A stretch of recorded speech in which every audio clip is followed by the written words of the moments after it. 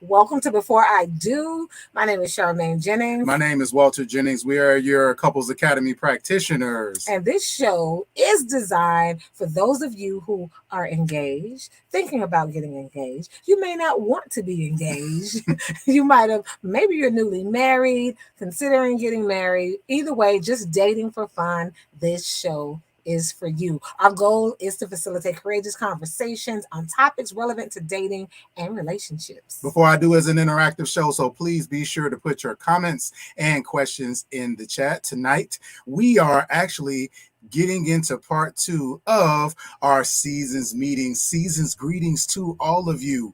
Don't know whether you celebrate Hanukkah or Christmas or Kwanzaa, or you don't celebrate anything at all. You just go over everybody's house and expect to give and eat up everybody's food, regardless of what it is that you celebrate. We want to make sure that we cover, when you're talking about dating and interacting and introducing your partner to your foundational family, or vice versa, some of the things that you'll want to bear in mind during this holiday season. Absolutely. And we want to start off, we're just going to get in your business. All right. We said this show is interactive. And actually, we want to start off with our first speak now or forever hold your peace question. And we want to just prime you, get you thinking about this question, because we want to hear from you. And our first question is, what is your strategy for preventing a hostile holiday experience? Wait a minute. So, bad things happen during the holiday time? Oh, yeah.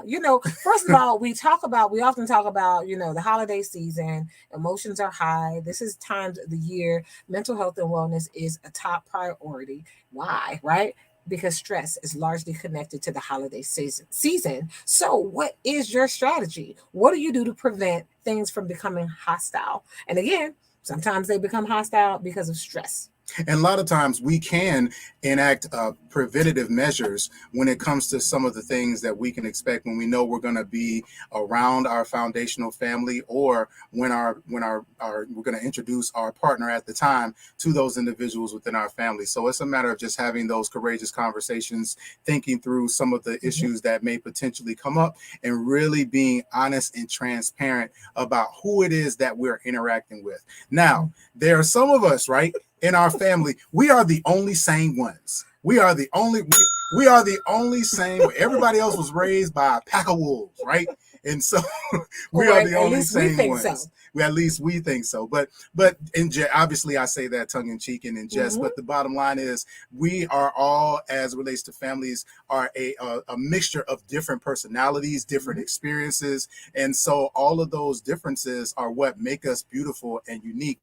But it does come with a lot of different challenges as well, in learning how to navigate that, especially when you are introducing someone that may come from a different background or introduce a different culture. So being able to think through what your strategy is for helping to navigate those situations is going to be really important. So once again, our Speak Now question of the night. Question number 1 is, what is your strategy for preventing a hostile holiday experience? And so I'm just going to get in your business. You're a married guy, right? Yes, I am. Yes. And so what do you do, right, to ease the stress, to ensure that, I want to make sure we have a happy holiday experience instead of a hostile holiday experience? So the first thing that I do is I make sure that whoever it is that I'm bringing around my family, that they know exactly what they're getting into as it relates to my family dynamic as a culture and as a whole, but also certain individuals as well. So it's like, hey, this particular person right here, they like to joke a lot. So they're not gonna be shy. They're gonna jump right in.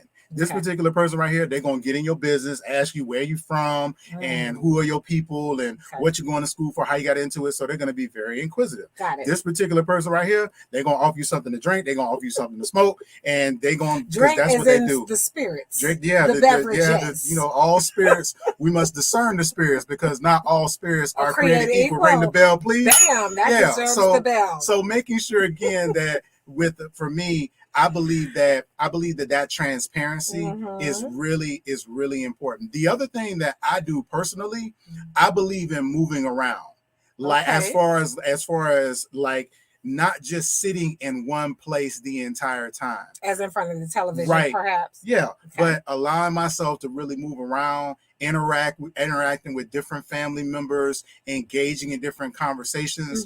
I do that so that to maximize the opportunity to make sure that I get a chance to connect with everyone, but it also helps to prevent getting bogged down into some of those conversations with people that will become contentious. Got it. And so that moving around really helps, because now it doesn't look like I'm trying to avoid anything, and really I'm not. What I am doing is I'm purposing on making sure that I'm interacting with everyone so that it doesn't pull me into a potential contentious situation.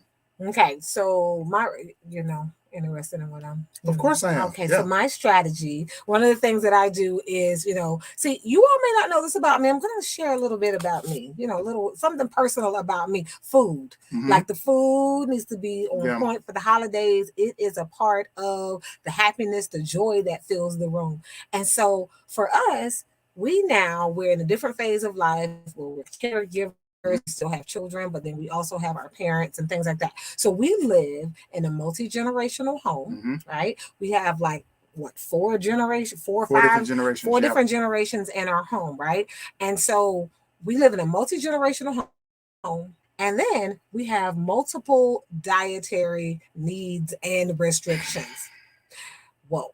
So if you want to talk about some stress when you're thinking about the holiday menu, and you have multiple generations, you got the soul food, boil everything, old school southern. Yeah. Then you got the new school vegetarian, crispy vegetables, clean eating. Like it can be some problems. Okay, you want to talk about a hostile day when that menu isn't right for everyone. So for me, food. I really, and then, if people aren't happy with the plate of food they have, that makes for some cranky family members, right? Lord. Conversations that may not go so well. So that's the first thing I definitely try to avoid. But I do want to share some information with you. It says holidays are filled with laughter and cheer and all of these different things until those social allergens. So we talk about allergies, right? So when people have different food needs versus dietary restrictions, it becomes it can't be on because it becomes a problem. But there are also something that is called a social the things that cause you to be and cause emotional explosions. And what happens is when people at the holidays, your family members, they press your button. They push the button. They keep pushing that same button. You did it last holiday. You're doing it this holiday. And now the story continues. You did it at Thanksgiving. Now you're doing it again. You did it at Juneteenth. You did it at... If you got one more time to try me, right? So a social allergen are things that they usually have become a social allergy because of cumulative annoyances. And these are one of the main triggers that cause conflicts during the holidays, especially amongst families. And so we have to be very careful. What are those small behaviors that family members or things that come up for you that others are doing, and that you have to be very careful because this keeps the allergy going. It is when you're passive aggressive, you are not really speaking to what you need, want, and or the boundary that needs to be set, where you accept that sarcasm instead of the joke. Sarcasm is very different from a joke, right? And then sibling rivalries. These are amongst the top 3 social allergens that can cause holiday conflict. So we want to avoid all of that. Absolutely. So we're going to take a brief commercial break. Are we going to take a commercial break? Yes, we are. We're going to take a brief commercial break, and we want to hear from you. What are some of the things you do to avoid hostile holiday? What's your strategy? We want to know. All right. We're going to take a quick commercial, and we'll be right back with more before I do. Welcome to the Couples Academy app. The Couples Academy app is your go-to hub for how to do marriage right. Get started with our app today by perusing our amazing features that conveniently allow you to connect. This app is packed with powerful content and resources to help you grow and stay connected. With this app, you can watch our messages, find marriage resources, Watch, listen, and read the real-life stories of restored couples. Sign up for events, read articles and blog posts, stay up to date with push notifications, share your favorite messages via Instagram, Facebook, Twitter, or email, and download messages for offline listening. For more information about the Couples Academy app, go to couplesacademy.org. Hey everyone, welcome back to Before I Do Tonight. We're talking about seasons meetings, how to avoid a hostile holiday part 2.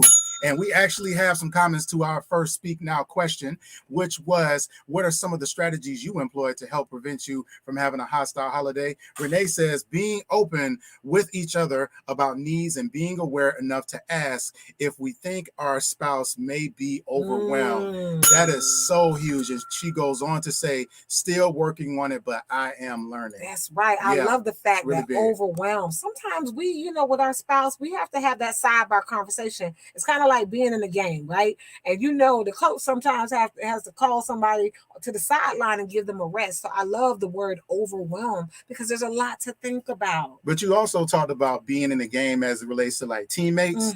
So as you get to know your teammate, right, you'll be able to pick up on certain body languages and cues. And if you all remember, one of the things that we talked about when you're dating someone, we said that you never marry someone until you observe them in all four seasons.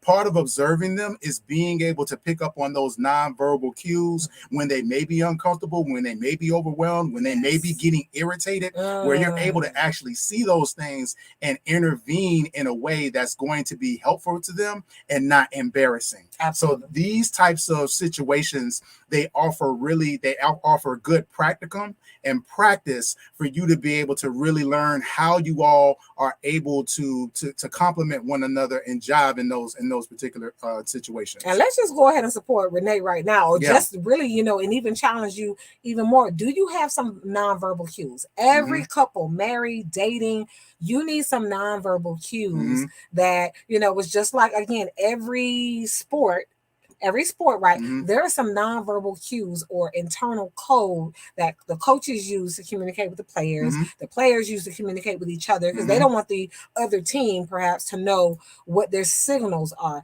Every married couple, they have some signals, whether it's a nonverbal cue with the eye contact, like being able to read your partner's eyes. If you have not yet developed those cues, before you go to the family gathering, dinner, whatever it is, you want to have those verbal cues or those social cues that when that social allergen happens, if a trigger happens, how are you going to pivot? How are you going to work that? What happens when you need to leave the room and take a break? What are some of those things that you're going to do? And or how can you support each other? I'm tired, my feet's hurting, but maybe I've been in the kitchen too long and I'm getting a little cranky and I don't want to snap on you. So what do I do? Yeah. And to be clear too, this is an opportunity for growth. This is an opportunity again for you to really understand the person that you're in a relationship with. Yes. And so this is not about you stressing yourself to try to put all these things together, but it also allows you to be able to see if this is someone that I can partner with and being able to navigate these types of holidays and foundational families. Laquita, hey baby girl. Laquita says, I think that it helps with interacting and learning my significant other's family. I do that as well, mingling with the family. So that's right. So this is again getting up, mingling, making sure you're interacting, having conversations with different people within the family is a really great strategy again for not getting bogged down in any type of conversations that may become contentious, especially with people that because there are family members that will look for drama. Yes. They like the drama, they like the argument, they like the intensity. They're those people would call them fire signs. Yes. Where unless there's something that is going on that's getting that voices elevated high, that's their element and they like that. It doesn't necessarily mean that that they're meaning to cause all types of disarray, but oftentimes it can devolve into that because that's not everybody's safe and peaceful place. That's right. But it's being able again to understand who those people are, know how long you can interact with them, and then when it's time to move on, make sure that that you do so in a way that you're able to detach so that you don't get sucked into that. Absolutely. And you need to have your PR statements on deck. Yes. We like to call them PR statements. These are the statements that they're the public statements that you can say. It helps you pivot. It helps you leave the room. It helps you leave the house if you need to. So you know what?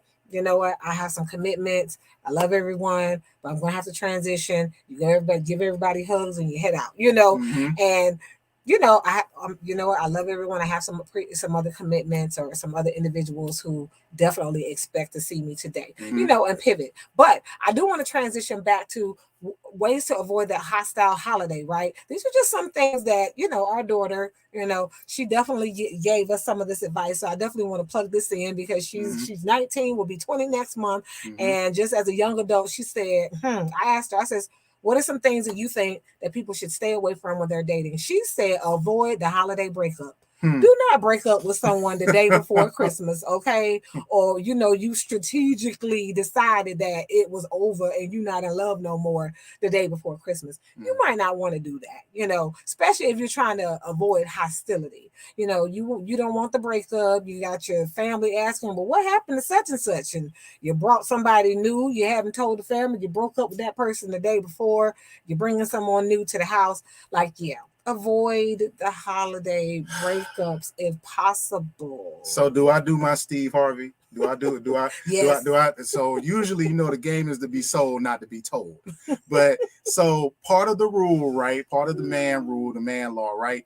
Is that toxic man law? Yeah, maybe, depending on who you're talking to. Part of the man law is that if you are with someone that you don't necessarily see a future with them, you always want to break up with them before the holidays. Pause right there. Yeah, you want to break up I before hope the we're holidays. listening. Yes. I hope we are listening because this is again people who understand human behavior and how to move and how to manipulate. And so, say that one more time. There are individuals, that believe that if you are with someone that you're not necessarily interested in a long-term relationship, you're not serious with them, about them. Yeah, you break up with them before the holidays. Now, the holidays are before Thanksgiving. So this is not in December. That's too late because it's already almost Christmas time. So this is in early November. So this is before Thanksgiving. And it extends all the way through Valentine's Day. So you're talking about November through February. And then if you're going to get back, you get back with them after Valentine's Day. And guess what's after Valentine's Day? What's after? Tax return season. You better stop. So, hey, trust me. I hope we are listening. There's a strategy to this. To the players and the people who are about manipulating. Please know that. So if you have a person, we just happened to break up in November. And this person comes, they back in love again with you. End of February, beginning of March. That's a problem. Because that's intentional. They're running game and intentional. And now you're right. It's tax return season. And now, you're looking good again. Yep. He fine again. Or, so ladies and gentlemen, please do not be fooled by the foolery of that. Know the game. Don't just watch it unfold. Absolutely. Another thing we want to avoid during the holidays to avoid a hostile, you want to avoid gossiping and sharing other people's business. You might be dropping a bomb that you don't even know is going to have catastrophic, effects on people. You might have happened, the last time I saw my cousin, we were here. And, you might have outed them so just avoid gossiping and especially sharing people's personal business. And if you are going to do that, say that I'm sharing this in confidence and my intention is this, and this, and this if you're sharing it. Yeah, absolutely. Yeah, that's really important that you not operate in gossip, rather more question and taking an interest in that particular, the health and wellness of everyone within the family. So figuring out exactly what's going on with that person. And, a lot of times those are the things that can really be detrimental to a family. Absolutely. Is you've got individuals that are behind one another's back, having conversations about different things that are going on rather than taking those comments directly to the person. And on the flip side of an extension of that, also too, if you need a mediator, be honest about needing a mediator, because sometimes gossip happens because not everyone is necessarily strong enough or adept enough to address an issue that they have with the person. That's true. And so there are some of us who people see as peacemakers, as mediators, as I know that I can talk to this person and I can share and they can actually help me solve my problem. But with us, it sounds like, well, you're just dumping trash in our yard. And are you really trying to solve the problem?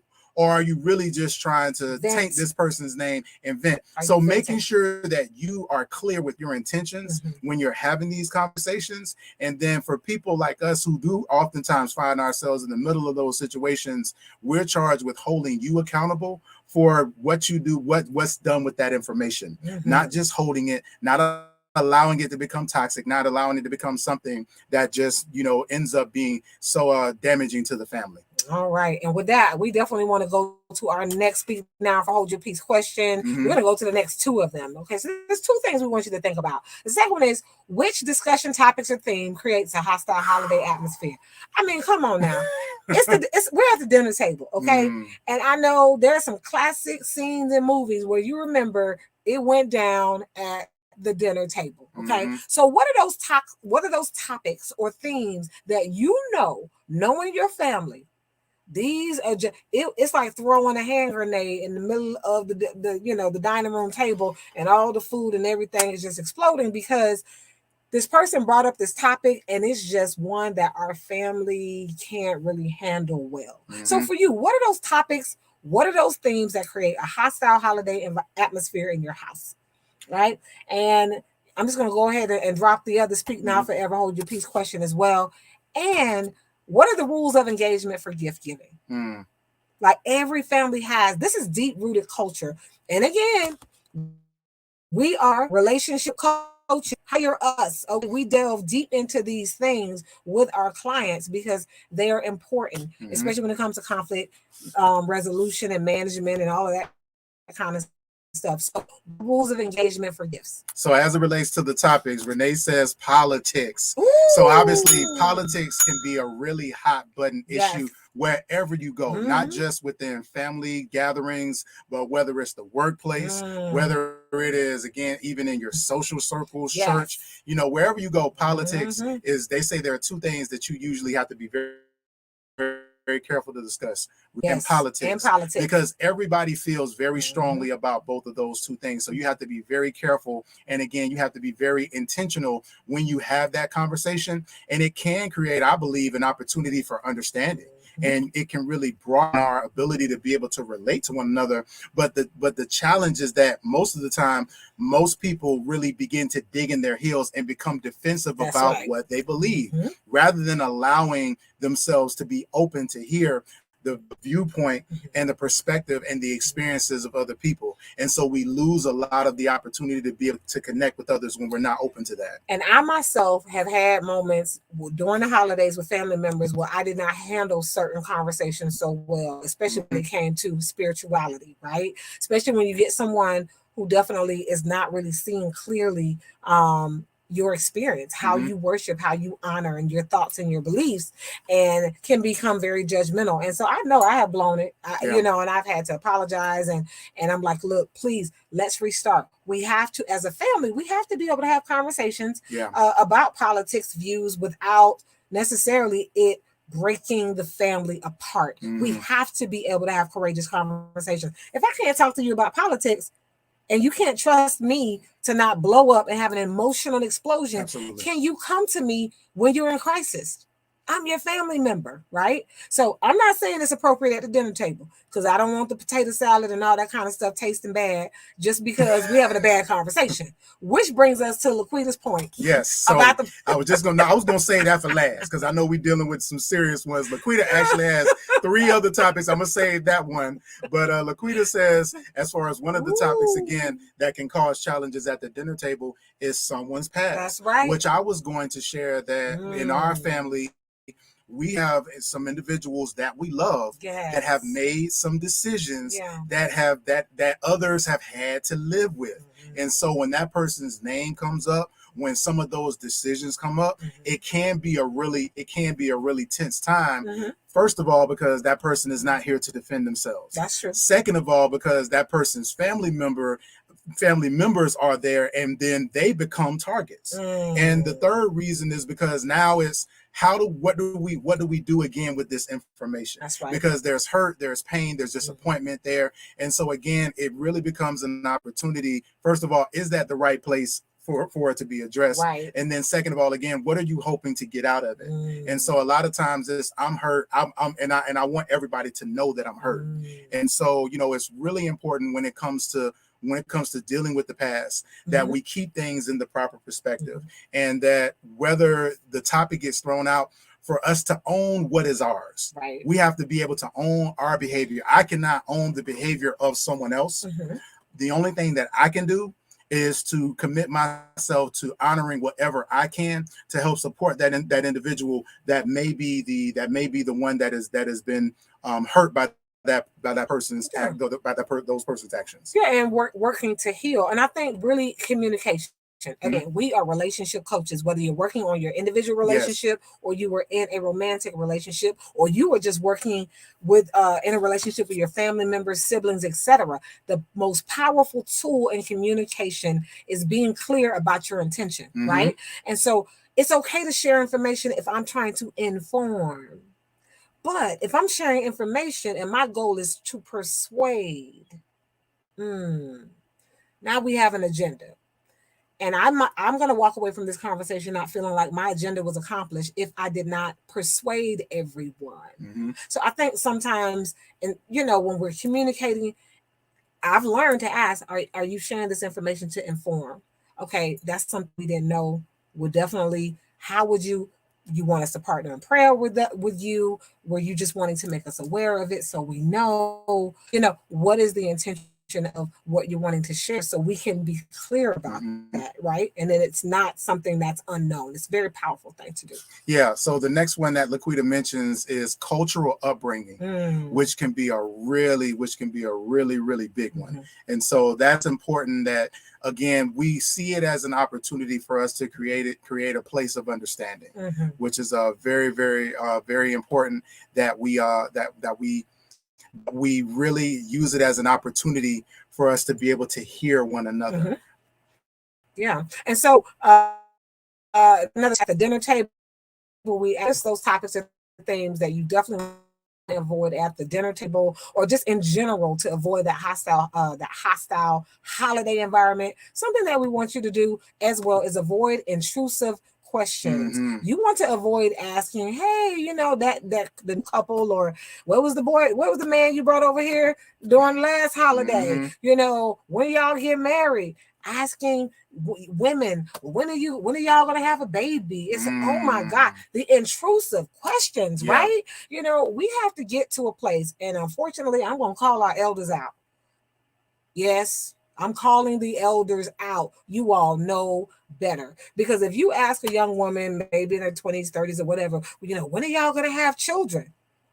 If they say, well, when are you going to have some more children? Oh, not that disrespectful, right? If they flip that question around and ask you the very thing that you asked them, would you be offended? And so the question becomes is, you don't know if maybe they're trying to have a child and they're having some challenges, some delays. You don't know. Maybe they have no intention of having children, and that's none of your business. Right. And even what you're describing, Charmaine, that is actually those are the culture clashes that happens. Because I would hear those questions all the time when I was growing up, and even then they were inappropriate, but the person didn't respond in a way that let the individual asking the question know that it was appropriate. But now with this generation, they're letting you know that's not an appropriate question. And now that can be seen as disrespect. That's not disrespectful. Just because it's something that was done previously and was accepted, it doesn't mean that it was always right. That's true. And so elders, to be clear, we're not only calling you out, we're calling you up. We're calling you up to really be open to analyzing how your actions, how your questions, how some of the things that may have been said to you, were those things correct? Because again, with elders, everything that our elders said was not necessarily appropriate, because we were allowed it to happen and felt like we weren't empowered to see. We needed to want to disrespect them. Absolutely. And you know, it's just really important, because everything goes back to the relationship bank account. You can't make a draw if you haven't made deposits. Mhm. You don't get to ask someone about their personal. It's intrusive. You're asking me about my reproductive system and when I'm having a child, and you're asking me about personal things between me and my partner, and you're asking me in a public platform.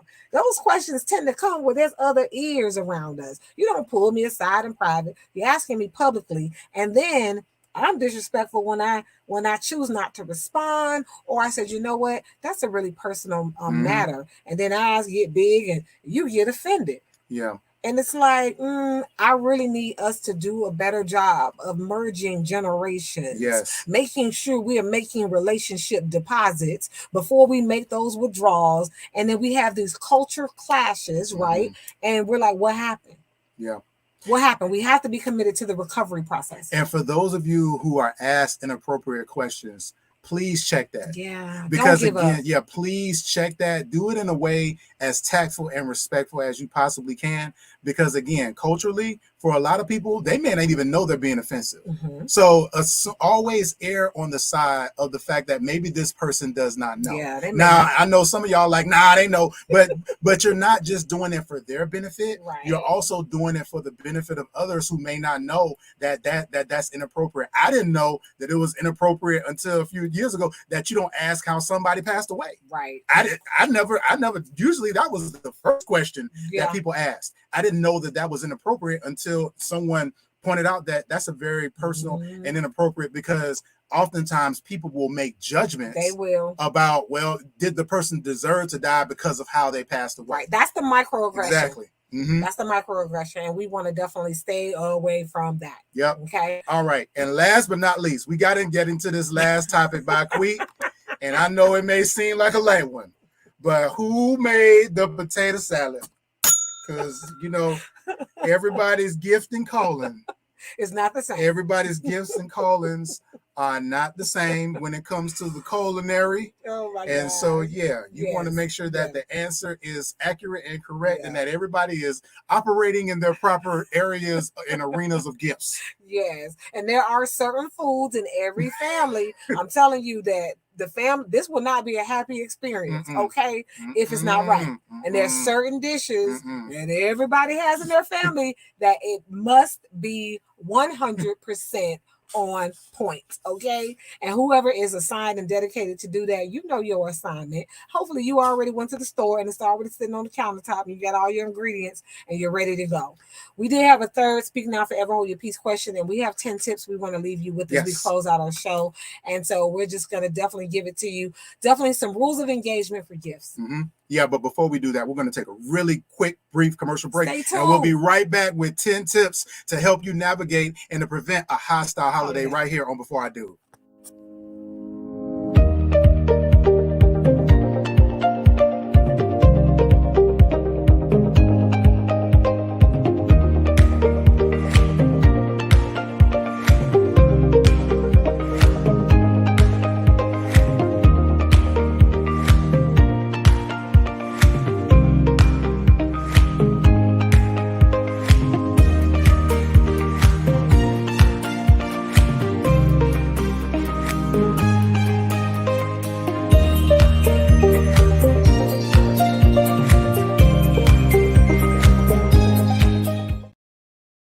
Hello and welcome back to Before I Do. My name is Charmaine Jennings, and I have with me my husband, Walter Jennings, and we're talking about how to avoid a hostile holiday part 2. And we are ready to give you these 10 tips, but hopefully you've been tuning in. We want to know, are there rules of engagement for gift giving? What are those topics and themes that you want to avoid at the dinner table or just in general? And do you have specific strategies? Well, guess what? If you don't, we're about to roll them out. So get a pencil, paper, be ready, because Saturday and Sunday will be here before you know it. And so just going into the gift giving piece, we had to include this part in here because when it comes to gifts, all right, we have some people who are really gifted when it comes to gifts. And then we have some people who they really have to work hard to do a good job providing that great gift, right? But what are the rules of engagements for gift giving, especially during this holiday season? Because I'm just going to roll out some things and I just want y'all to think about it because these things happen. You want to avoid a hostile holiday. You want to make sure you know a little bit about your family members and loved ones before you buy a gift. Rule number one, how to avoid a hostile holiday. You don't want to buy some alcohol for someone who has a former addiction, right?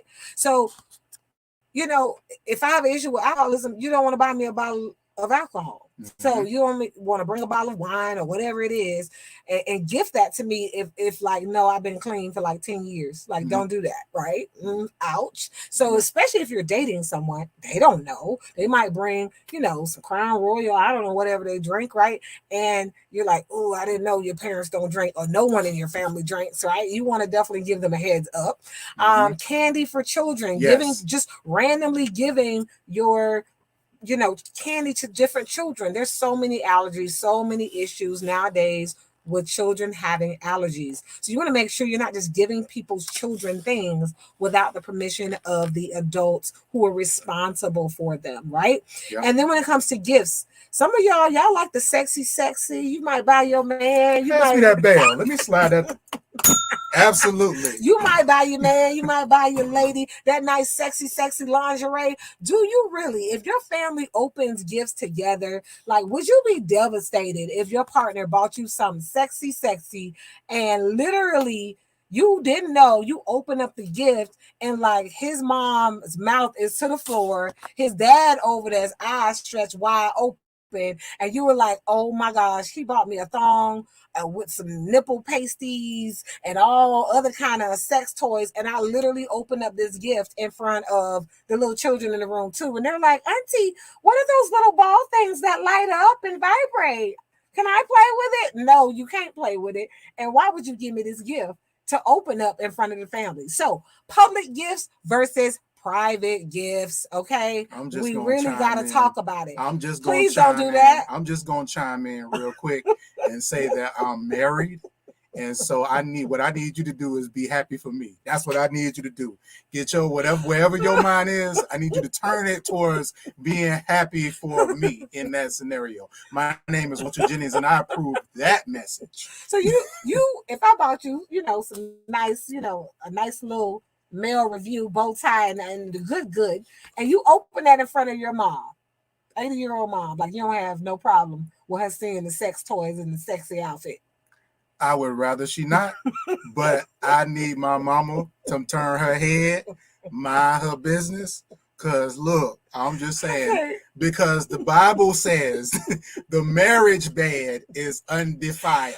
So then. I'm just putting that out there. I'm just saying that. So yes, you don't want every gift revealed in front of everyone, but if something happens, if it slip up, I need you to just be happy for you. All right, well, you heard that Walter approved that message, but I'm telling you, y'all need to have some conversations about what is a appropriate public gift versus a private. Only give me this gift in private gift, okay? So y'all need to discuss permission of the gifts, okay, and what that appropriateness is. All right, we're ready to go. 10 tips to increase a happy holiday and to avoid a hostile one. Are we ready? Yes, we are. All right, so rule number 1, stop and think before you respond. You want to try to curb your emotions and your feelings especially when someone says something that is potentially offensive.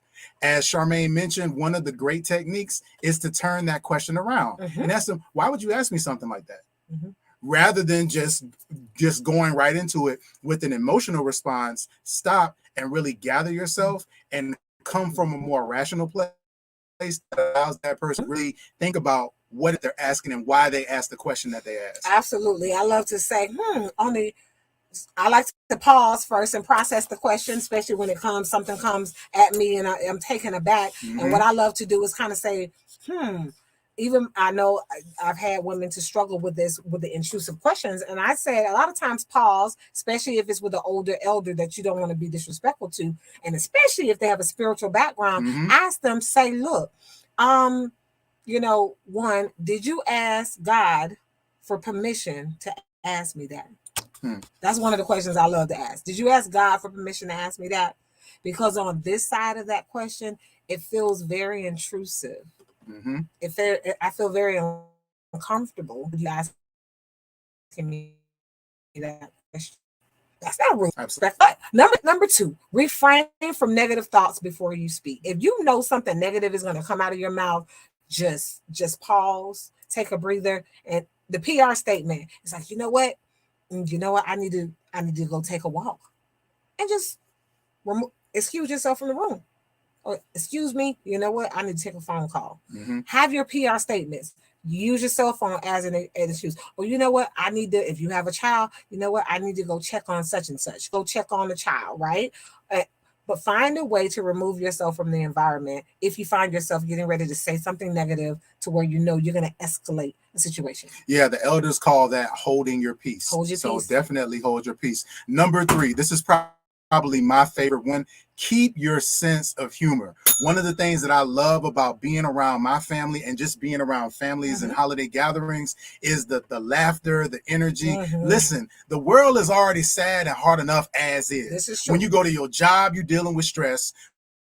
When you're going out in the community, you're dealing with roads and all kind of trouble is all over the place. Having these opportunities for joy and laughing, enjoying yourself, that is such a thing to make sure that you preserve. Do not let anything that someone says when you go to these family gatherings or find yourself during this holiday season put you in a bad headspace to where now you're not able to enjoy yourself, be humorous and laugh and enjoy those moments as they come. Absolutely. Tip number 4, really quick, says choose your battles. And that tip goes back to, you know what, even if something does occur, you're passionate about it, it's important. I'm not going to let this go. I have to establish this boundary, and this person needs to know this is not okay, and I am not okay. It's okay to say, you know what, in this moment, I'm not okay with this situation, but this is not the appropriate time or the place, and I will not engage. All right. Tip number 5, prepare for conflict. Now, here's what this means. What this means is that you want to be clear on what your boundaries are. There are certain things that you're not going to argue about. There's a certain point of no return when it comes to having a disagreement. And so you want to be very clear when you go into some of these discussions, start to get heated. Where's the cutoff and the shutoff valve for you? So being prepared for conflict doesn't mean, well, as if they want to go to level 10, I'm going to take it to level 10. That's not what it means. What it means is that being really sure and committed to your values and your principles as it relates to these interactions, so you don't find yourself moving into a place where you're betraying yourself. Absolutely. And then tip number 6, refuse, meaning refuse to allow yourself to be drawn into a situation, right? And what you do is you clarify, hey, you know, is this, can I just repeat, can I summarize what I heard, what was heard in this? When you said this, is this what you meant? So make sure you get clarity as to what someone says, right? Before we infer and or translate it to where it fits our understanding. Make sure that you're clear about what they're saying and what they mean, right? And refuse. Make sure that you don't react to it. They have the right to feel how they want to feel and all of that, but you also are in control of you, and you have the right to defuse, right? Meaning that I'm not going to escalate. I'm going to be at peace, hold my peace. And so I receive and accept that this is where you are in life. This is your thought processes. This is your thinking. I accept you for where you are right now. It doesn't mean that I like it. It doesn't mean that I agree. I just accept that this is where you are, your mindset in this season of life. And speaking of that, that leads us right into tip number 7, which is attack the problem, not the person. Oftentimes when we get angry, we're tempted to blame the person rather than to actually address the problem. And when we attack the person by name calling and by doing all of those various things, it puts the other person on the defensive, and it encourages a defensive response instead of us saying something that actually attacks the problem. So we want to make sure that we're focused on the issue at hand rather than using it as an opportunity to question and attack the character of that person. That's right. Tip number 8, negotiate based on your interest. And so, you know, negotiation only has to happen if there's a situation where both of you really want to restore a relationship. You want to make sure both of you guys are on the same page. And so negotiate during the holidays.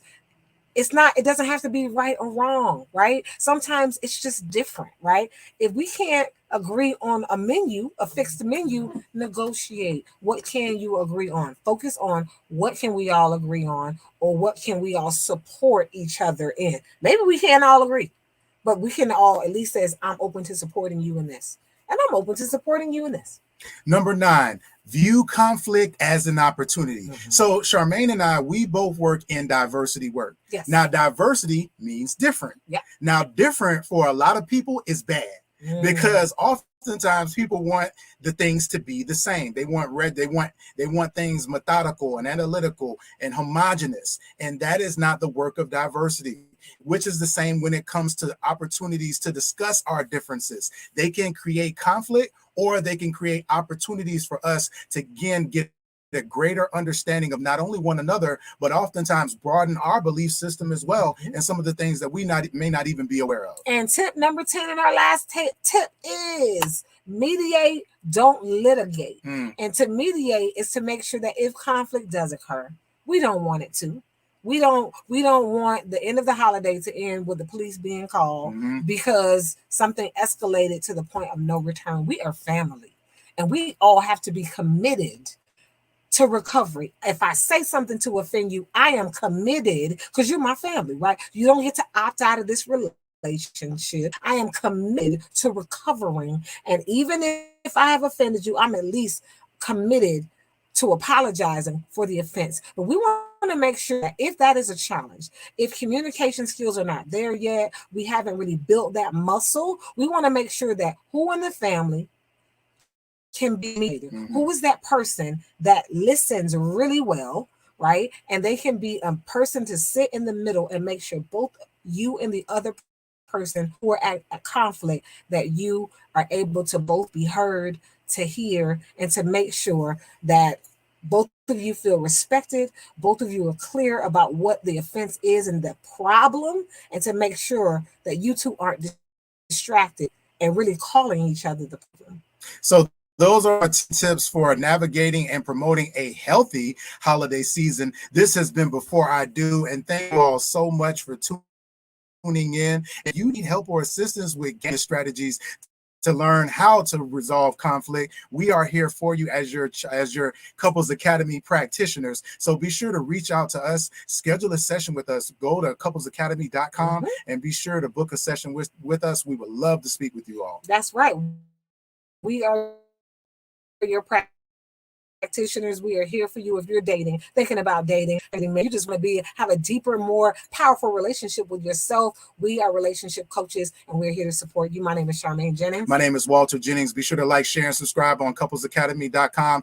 On behalf of the Couples Academy team and all of the practitioners, have a Merry Christmas, have a Happy Hanukkah, have a Happy Kwanzaa, have a Happy New Year, and thank you all so much. And tune in next week for our Before I Do Q&A night, our last one of the year. We look forward to seeing you all then. Everybody enjoy the holiday, and we'll see you all next week. Good night, everyone.